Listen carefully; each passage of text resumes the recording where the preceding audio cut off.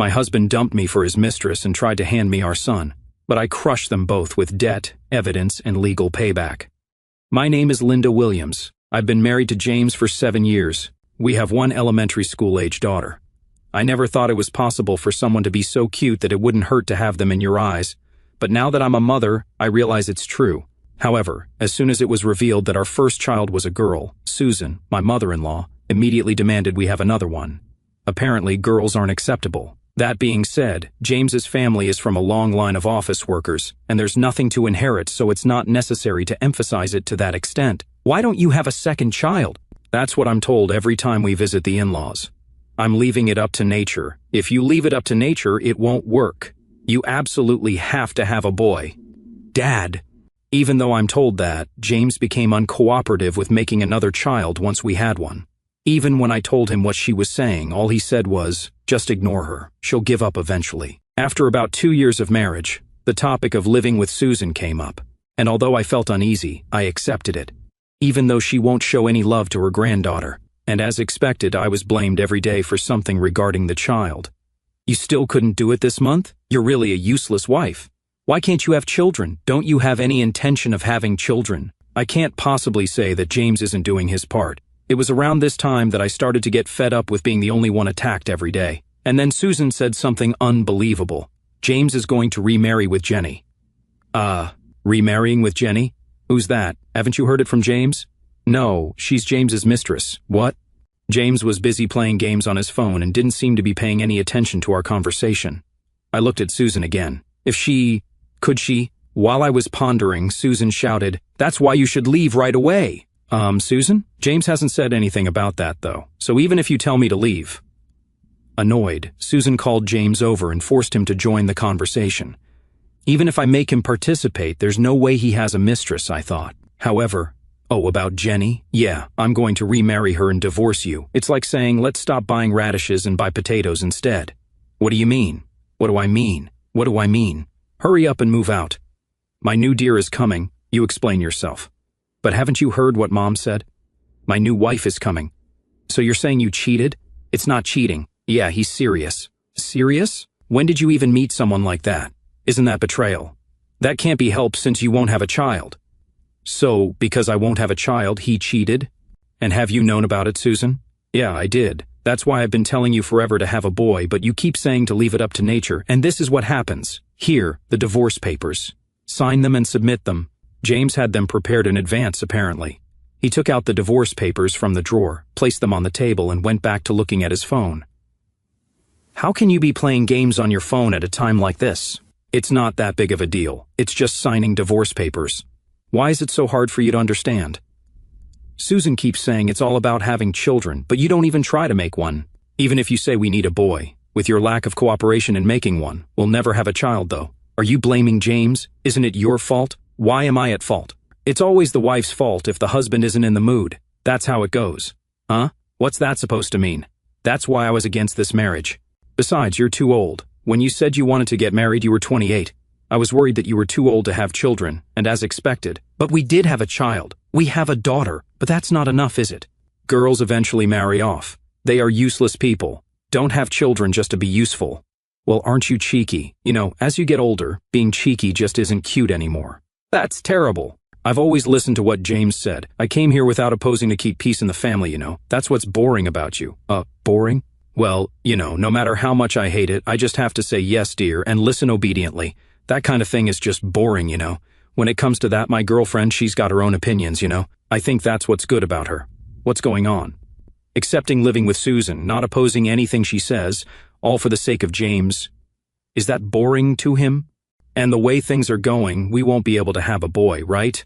I don't have any expectations for you anymore. I mean, you're 35 already. No matter how hard you try, it's impossible. Besides, even James would prefer a younger woman, right?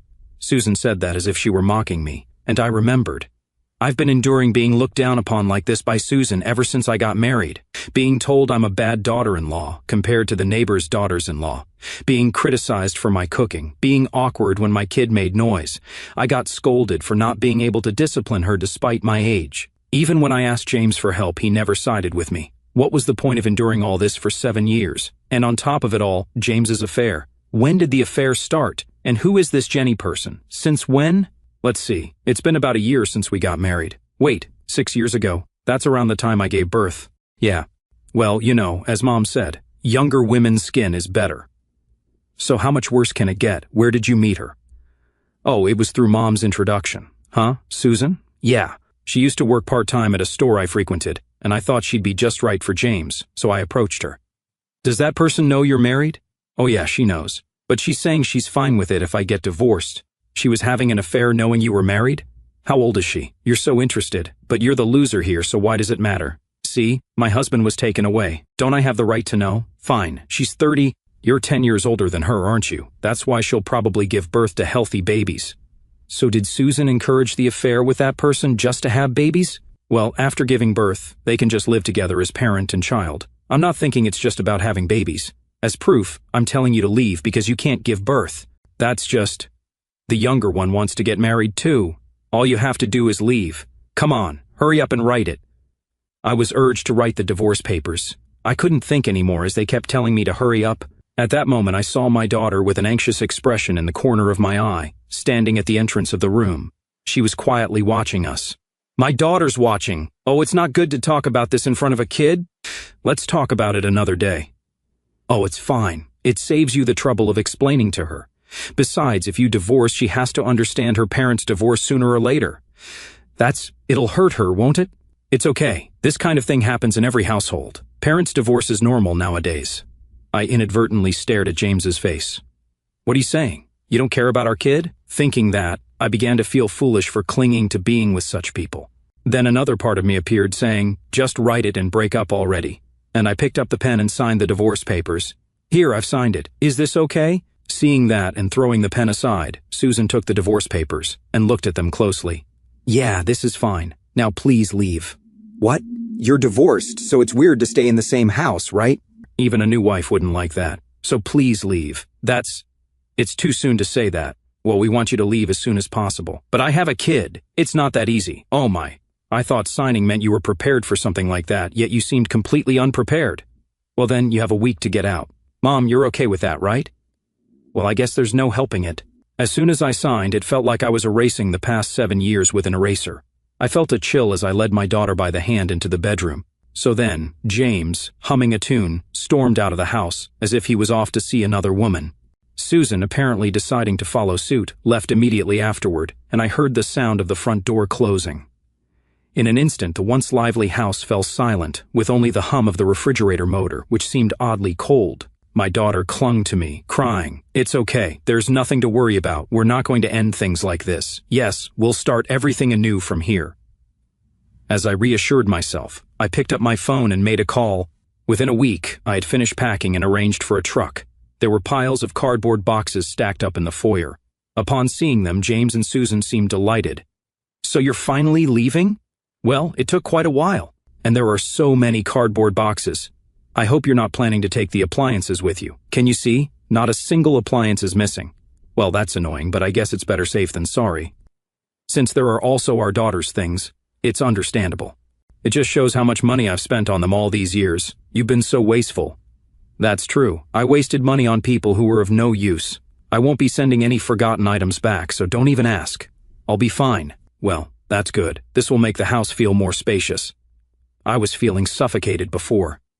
As the truck arrived and we loaded the belongings, the two of them sat on the living room sofa, Susan turning on the TV. Even when I asked James for help, he was glued to his phone, playing games. What kind of people are they?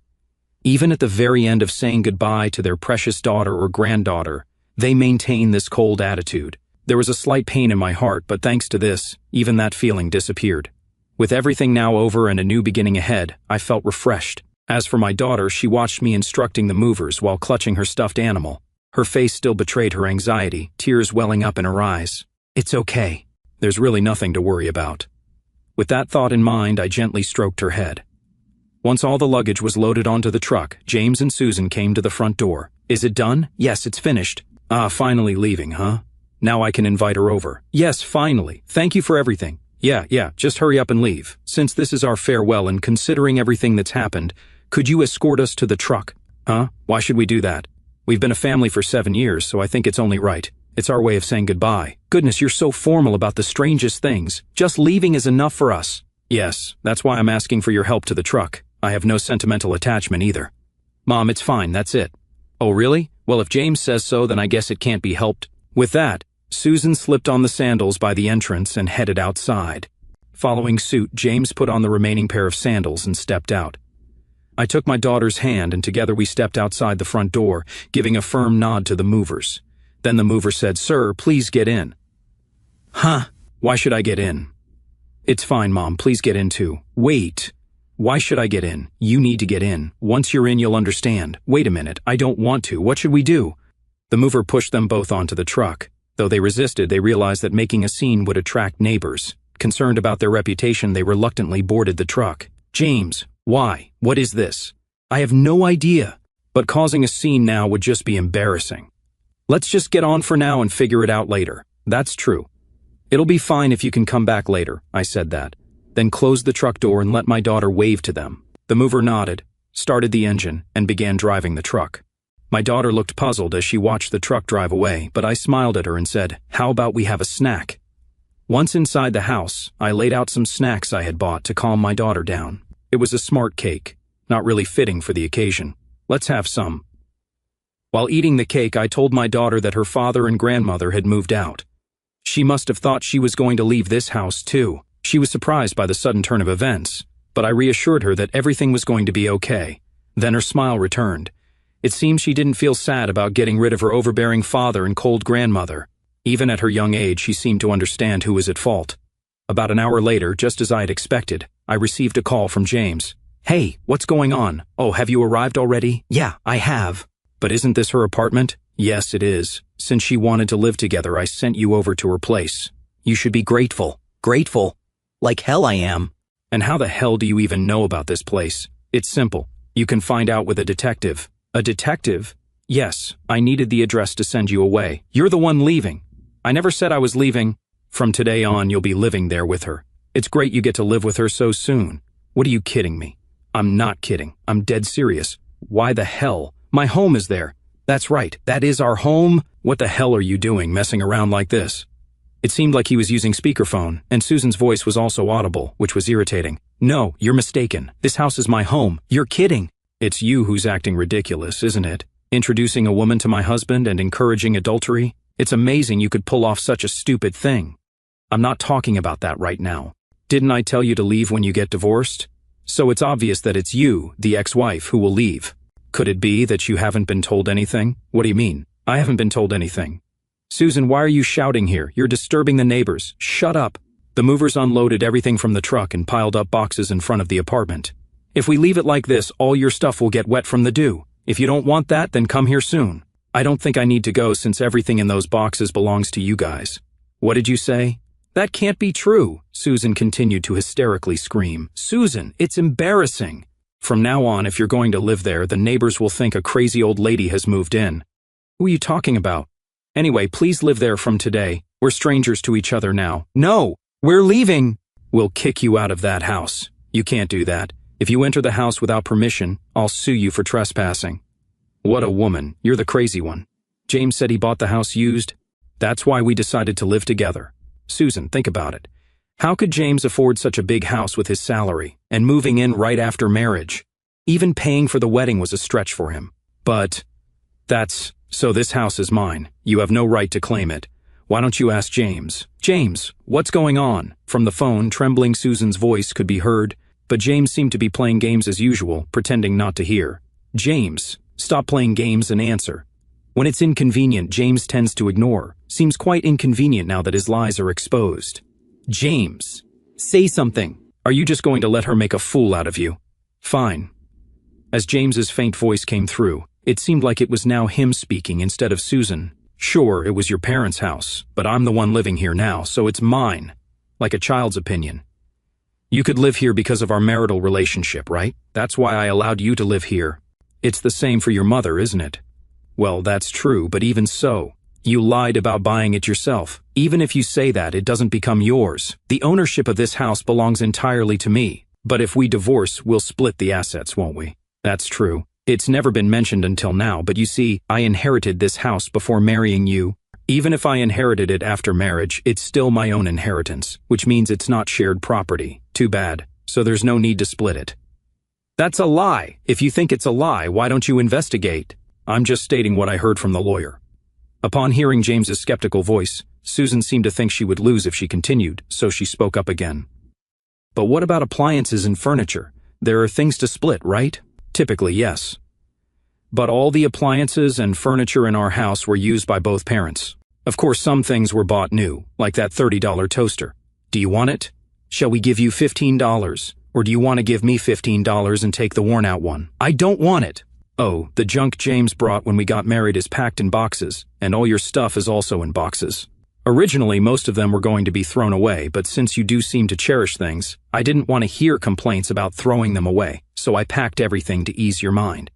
So that's how it is. Thanks to that, the moving costs were no joke. It was quite expensive, but since all the appliances are mine, it's a good thing the moving costs weren't there, so that's why the movers charged so much. That amount. It was expensive indeed.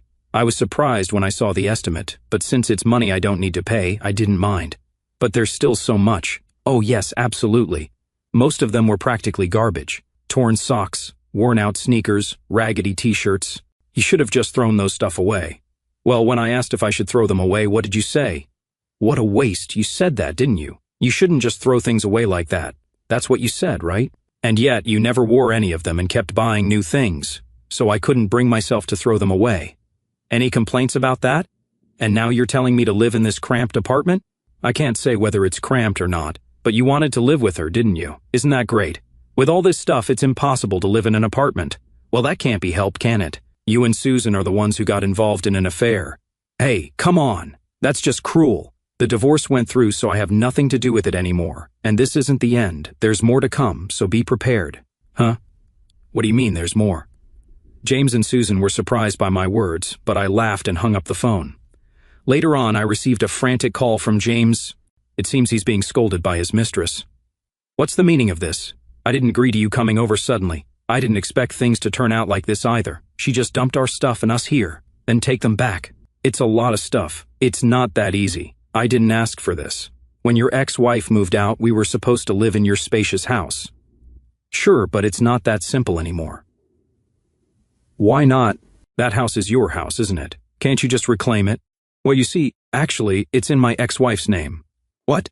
But you said it was in your name. Yeah, it is, but, there are some complications. I thought if we were divorcing, she should at least have the house, to be fair.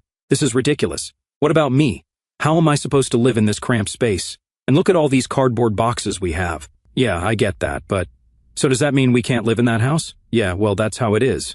Then buy a house. If that's not possible, then rent a spacious apartment right away with your salary. Well, that might be difficult. You're so annoying. It's no use making such a racket in this tiny apartment. Since it's come to this, we have no choice but to live here. What? What are you talking about? Are you seriously considering living here? Then you should pay 2/3 of the rent. Huh? Why would I do that? Of course. You brought your mother along without even being married yet, and now you're saying you'll live here together? It's ridiculous. If we're living together, you should pay rent for each person. And also food and utility expenses, we should split those too. Why are you so cunning? I'm cunning. You're the one trying to live here without paying anything. Most of these boxes are yours, right? I don't even know what's inside, but do you really need this much stuff? There might even be stuff in here that's unnecessary. I almost want to charge you for the storage space these boxes are taking up. They're taking up almost all the space. I can't believe you'd say something like that. Marriage hasn't even happened yet, and we're already in a battle between wife and mother-in-law. I don't even want to go back to the apartment anymore. Oh really? Doesn't sound like fun. Don't joke. My mom says she doesn't want to live with a woman like Jenny, and Jenny says she'll never accept Mom as her mother-in-law. It's so difficult that the neighbors are complaining about the noise. I thought that would happen. I've almost lost my temper living with that mother-in-law, but I endured it for James's sake. But why should you have to endure it when you're not even married yet? And on top of that, there's alimony from you. What do you mean, alimony? Realizing this wouldn't work, I eventually decided to hire a lawyer. The lawyer, as reputed, demanded lump sum alimony and secured a promise to pay child support every month. But James was irresponsible. He even thought about not paying. So I added a condition that if he didn't pay for even 1 month, his salary would be garnished. Of course, I also demanded compensation from his mistress and ordered her to pay it all at once.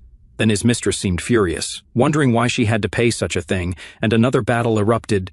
Jenny blamed Susan for being the one to initiate contact. But in contrast, Susan thought Jenny was the one to be blamed. Knowing James was married, she chose to be his mistress. Finally, the mistress, unable to tolerate being with such an old hag any longer, thrust a demand for compensation onto James and expelled both of them.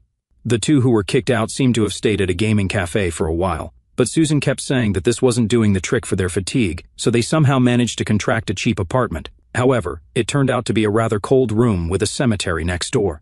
But then again, it's easy for you to say that since you don't live there. While Susan, who spends all day in the apartment, kept complaining about feeling queasy, he seemed to have tried to appease Susan by saying she could sleep in a bed.